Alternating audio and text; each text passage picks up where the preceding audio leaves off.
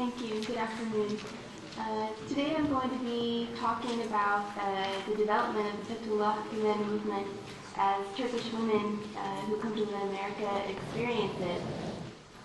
My paper has changed significantly since the version that was printed in your packet, so sorry about that.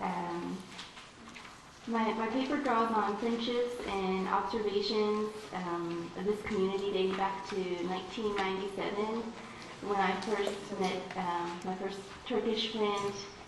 We were Arabic students together at the University of Texas in Austin, and we studied together, and she was sort of my door into this community. So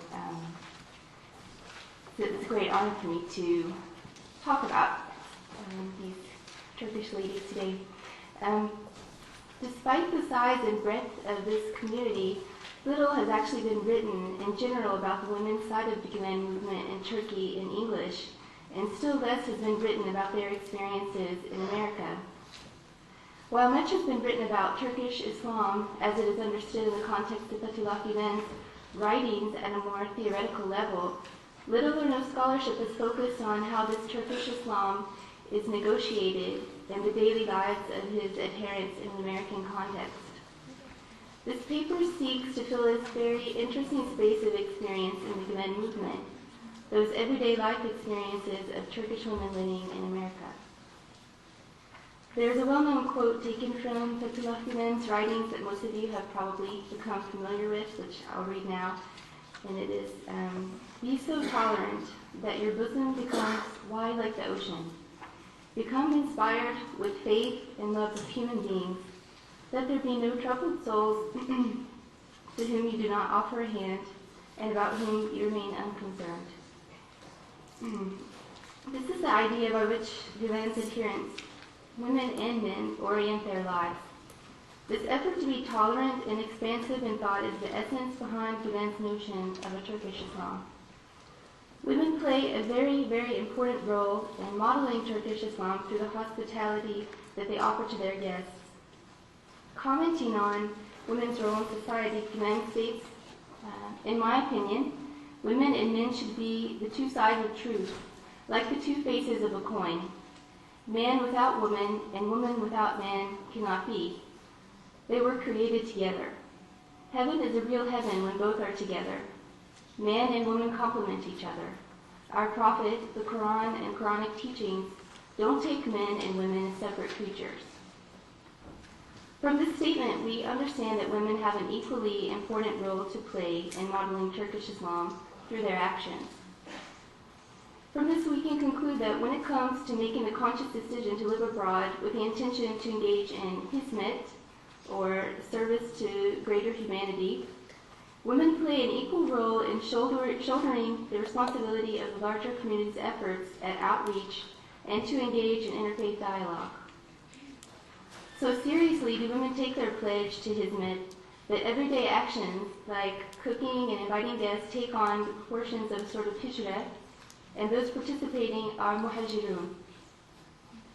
Though life abroad poses many difficulties and threatens to change Turkish cultural traditions, especially for those who have small children attending American schools, Turkish families look to the example of the Prophet Muhammad and Hazreti Khadija, who spent their life's fortune in providing for guests and sacrificed their own personal comforts for that of the larger community of Muslims and for the greater good of humanity.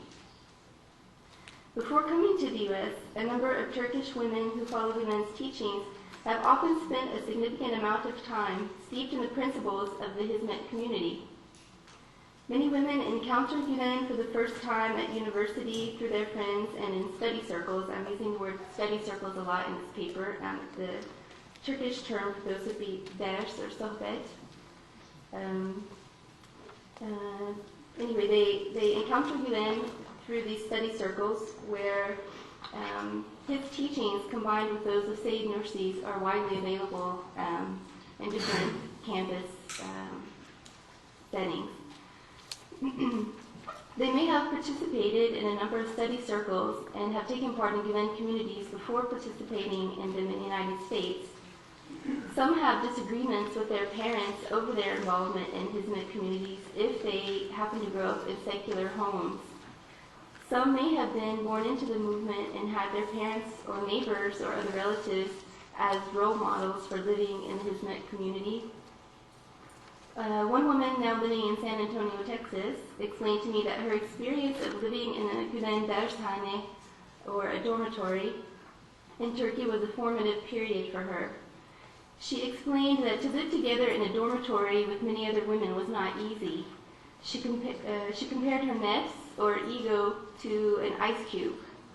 She explained that living in the dershane was like throwing an ice cube into a swimming pool. Her experience is like that of many who join the movement. Individual egos melt into the larger community, into this larger notion of service. Putting others before oneself, paying attention to not breaking one's heart, this is a term that is used widely, and avoiding ghibet or gossip, form the core of essential beliefs for those who are members of the Hizmet community. The dershanes are places where Turkish women coming from all regions of Turkey put Gülen's conception of a tolerant Islam to the test. A kind of group identity is formed in the process, and the desire to live Hizmet in a different context is often what inspires women to come to the U.S., and they take part in the movement outside Turkey in that way.